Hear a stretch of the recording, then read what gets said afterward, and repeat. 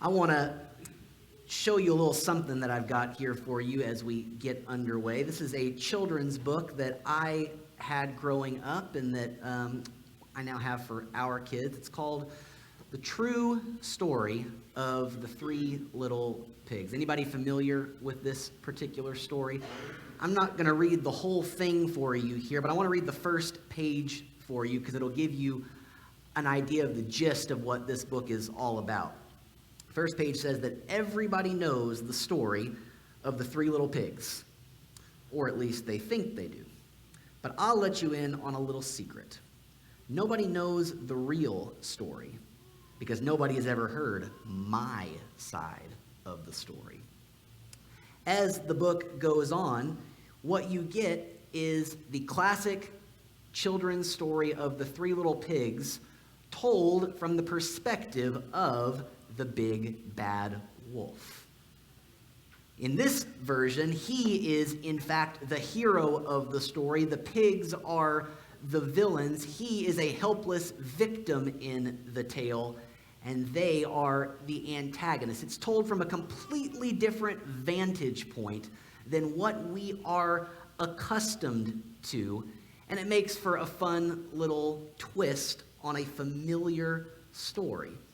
See, it's useful sometimes to look at very familiar stories from a different point of view. And that's what we're going to do here this morning with Luke chapter 15, verses 11 through 31, the parable of the prodigal son. I asked Al to read the entire passage for us just a few moments ago, and it's a story that you probably know very, very well. This story of a son who goes to his father demanding his share of the inheritance and then goes off and spends it on who knows what, squanders it on dissolute living, is I think what one of the translations describes it as. And it's only when he's reached rock bottom, when he's ready to eat the very pods that the pigs are eating, that he decides it's time to go home. That he thinks, if I offer myself up to my father as a slave, then maybe he will take me back, and at least then I'll have something to eat. And so he returns home prepared to do just that. But when he gets home, his father welcomes him with open arms. Kills the fatted calf, throws a party, because his son was once lost but is now found, was once dead but is now alive. You know that story. Nothing I just shared was news to you. But here's the thing, when we tell that parable, when we recite that story, so often we finish up at verse 24. Because that is, after all, the happily ever after. That's where the party is thrown, the son is welcomed home, and the family is restored. But what's interesting is that if you stop after verse 24, you have missed the punchline of the story. I want to take you back just for a second to the beginning of the chapter. In verses 1 and 2 of chapter 15, we find out what it was that triggered this story and the two that came before it. Now all the tax collectors and sinners were coming near to listen to him, to Jesus. And the Pharisees and the scribes were grumbling and saying, "This fellow welcomes sinners and eats with them." We're in the series right now, all about these scribes and Pharisees and the other teachers of the law, about their various confrontations and conflicts with Jesus. And this is one we've seen before. This tendency that Jesus had to not only show pity on, not only show mercy to, but to offer fellowship to the worst that society had to offer, the tax collectors and the sinners. And the Pharisees and the scribes simply could not abide this. So here in Luke chapter 15, this is what launches Jesus into three different parables. One about a lost sheep who the shepherd goes in search of, one about a lost coin who a woman turns her house over to find, And then finally, this parable of a lost son who returns home. And as I said, if you stop at verse 24, it's a lot like the parable of the lost sheep, a lot like the parable of the lost coin. But it's in verses 25 through 31 that Jesus really brings the message home for his intended audience.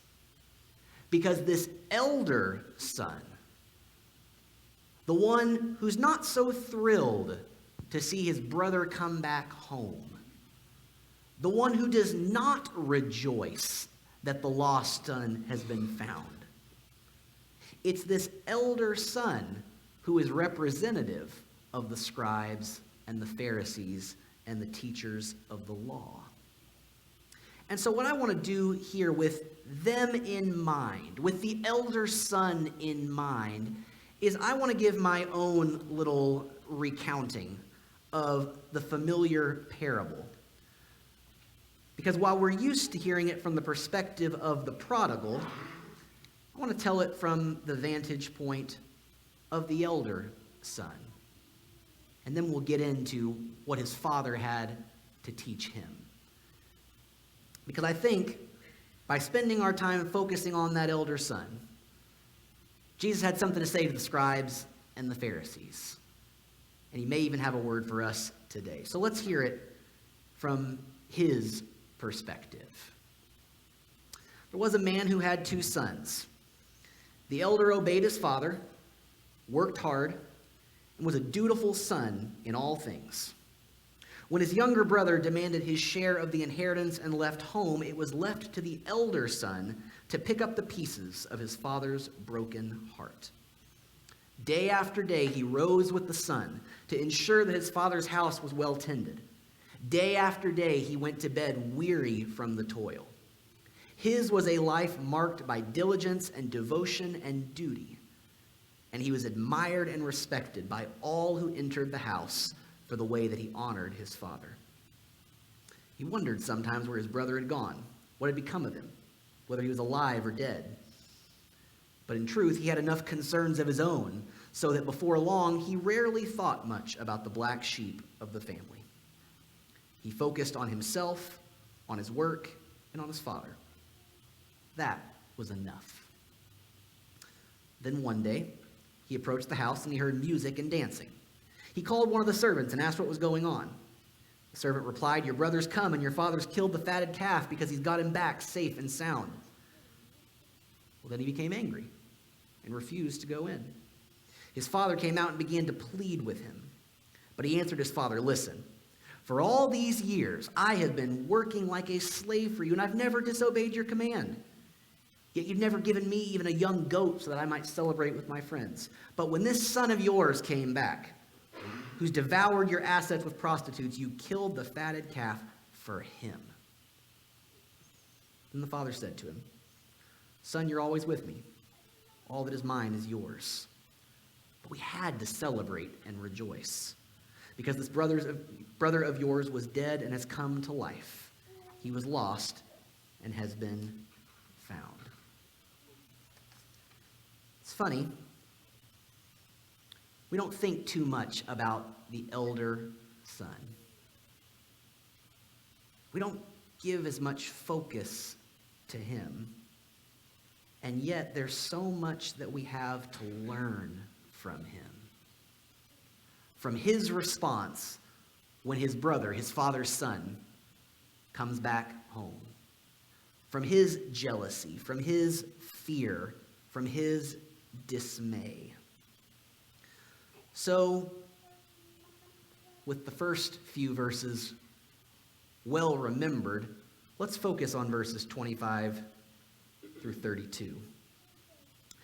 The first thing I think that we can pick up from this elder son and from what the father has to teach him is a message that we are not in competition for our Father's love. Let me say that again. We are not in competition for our Father's love. See, the elder son, that is the dynamic that he sets up when he goes to talk to his father. He hears the music, he hears the dancing, he calls one of the slaves, he finds out what has occurred, and when he goes to his father, rather when his father comes out to him to plead with him, he says, listen, for all these years I've been working so hard. I've been with you day after day after day. I've been here all along. But when this son of yours, not this brother of mine, you'll notice, when this son of yours comes back, what do? You kill the fatted calf for him. The elder son sets up this dynamic of sibling rivalry. If you know the Bible, you know that this is a story as old as time, seemingly.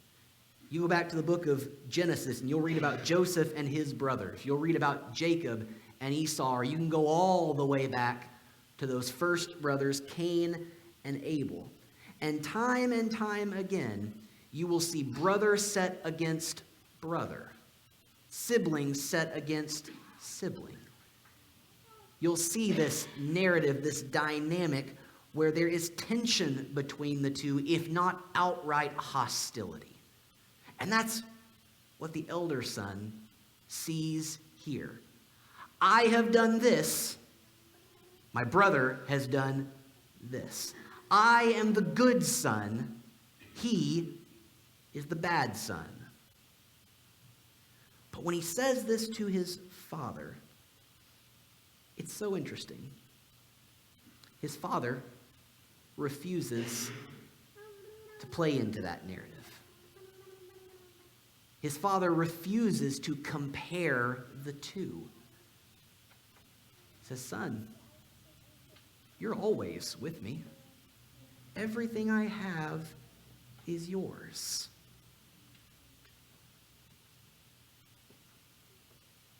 The father won't allow one son to compete with the other, because the truth is we're not in a competition for our Father's love. This past week, my family went to Big Bend for a few days over the spring break. And there was one particular day where we were at Fort Davis, and we were walking around the grounds of Fort Davis. And my son Andrew really wanted to race me, just a foot race from here to there. We've been doing that several times over the course of the day because he's convinced that he is faster than me, and he's getting close. That day proved he's not there yet, but he's getting close. He's getting close. And so we raced a few times, and once I had decisively proved to myself at least that, okay, I'm still faster, it's okay. The day will come, but we're not there yet. Once I could feel comfortable in that knowledge, I said, okay, I'm done racing. But he was not done racing, you understand. And so on more than one occasion, we'd be walking along, and without very much warning at all, he'd just say, all right, Daddy, ready, set, go! And he'd take off running, and I would not. Because I need to stretch more than he does if I'm going to just start running. And he'd get to where he was going, and he would crown himself the winner of the race. I had to break the news to him. I'd say, Bud, you didn't win. He said, yes, I did. I got here first. And I said, you didn't win the race. I wasn't racing. You think we're in a competition, but I don't. You know, church family, we live in a very us versus them kind of world. In a world where in almost any given situation, it's easy to paint a portrait that it's you against an enemy, real or perceived. But one thing Jesus wants us to understand about those who are in the family of faith and those who remain lost is that those who are lost are not our enemies. The Bible tells us that we battle not against flesh and blood, but against the spiritual powers of darkness.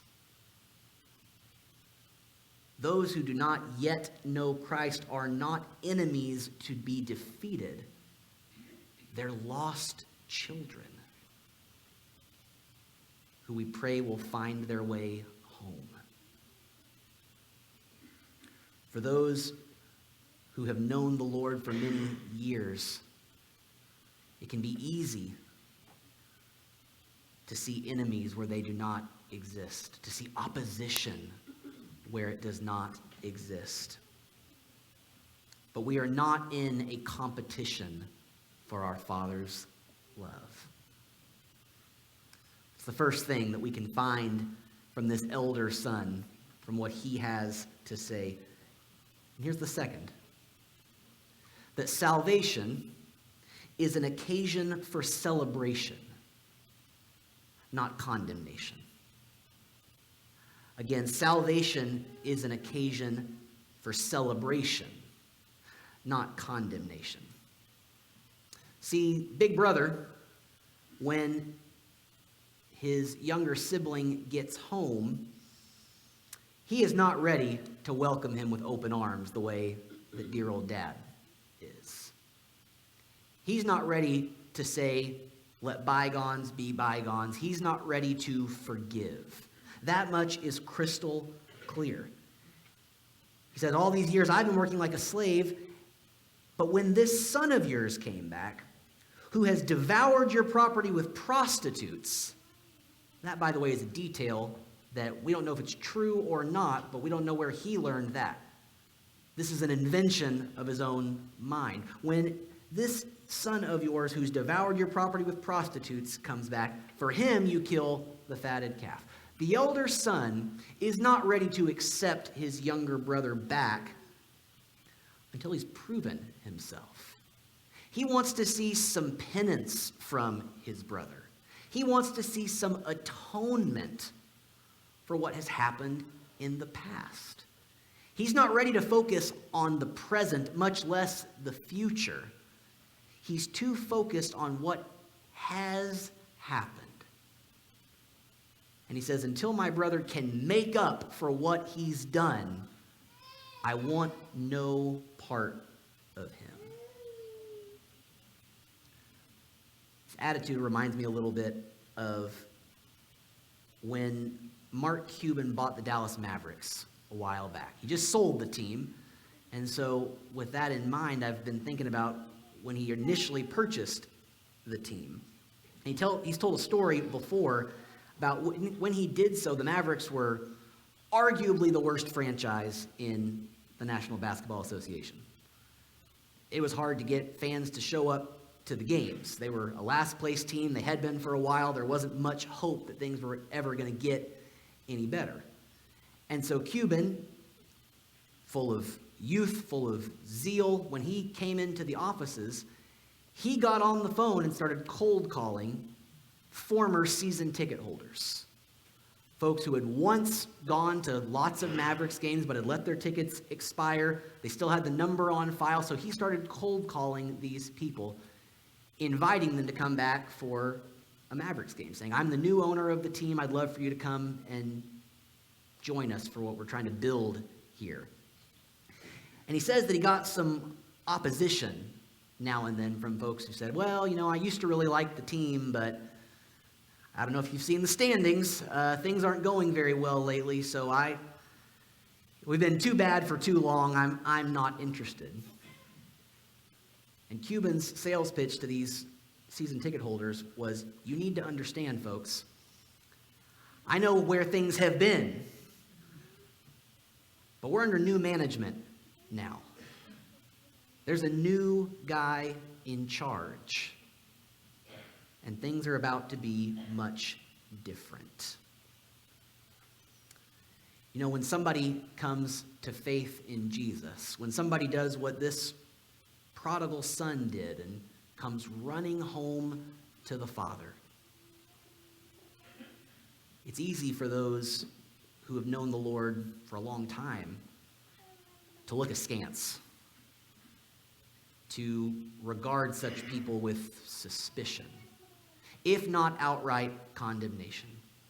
To say, I know who you've been, and I'm going to need some vetting before I'm ready to welcome you into the family. It's easy to say, we're going to need a background check before we'll even let you through the doors. But salvation is not a time for condemnation. Salvation is not an occasion for that. It's a time for celebration. When the prodigal comes home, the father welcomes him with open arms, not a closed fist. And for those who are part of the family of God, ours is to be the same attitude for all those who come running home. One more thing from this older son. When you look at his response, when you look at the way he welcomes his brother, it's not hard to determine what the root of his response is. There's jealousy, but it goes deeper than that. There's maybe even hatred, but it goes deeper than that, I think. It's not hard to determine that what's driving his response is fear. There's been a status quo up to this point for a while. It's been him and his father running the household. It's been him and his father keeping things going. And now comes his brother to shake things up. And you can read between the lines and see this older son asking the question, with him back in the picture, what does this mean for me? What if I lose my status? What if I lose all that I've built up? If my father's welcoming my brother home, what do I have to lose here? There's an attitude here of scarcity that the older son has. Scarcity is always why human institutions close their doors and close their ranks. A fear that we don't have enough to go around, and so we can't let anybody else into the picture. But here's the third lesson from the older son. There is room for the whole family in the Father's house. Let me say that again. There is room for the whole family in the Father's house. Your brother's gain is not your loss. This is not a zero-sum game. In my Father's house, there are many mansions. There are many rooms. There is more than enough to go around at the banquet table of heaven. It's so easy whenever change threatens our sense of what the status quo is. Whenever change rears its head in such a way that we get anxious about what the future holds, it's so easy to approach things with a scarcity mindset. But in the kingdom of God, there's more than enough to go around. And there's room for the whole family in the Father's house. So let's think about the story. 2 sons, a prodigal son and a loyal son. I'm not sure which of those is more like you today. You may identify much more with the prodigal. You may be someone who says, time and time again, I seem to run away from my Father's house. Over and over, I find myself taking off in the other direction, only to come back with my tail tucked between my legs. And I'm so grateful for the message of grace that can be found in this story. You may be more like the prodigal. You may be more like the elder son. You may be the one who says, I've been here a while. Where others have strayed, I've always stood firm. Where others have been wishy-washy, I've always been steadfast. I have been obedient year after year after year, and I don't understand why I need to make room in my heart for new folks. I don't know which of the sons you identify with more. But I know this much, that sons and daughters grow up. And that oftentimes they grow to be like their parents. And I don't know whether you're more like the prodigal or the loyal son. But my hope for you, my prayer for you, is that as you grow, you will grow up to be like your Father.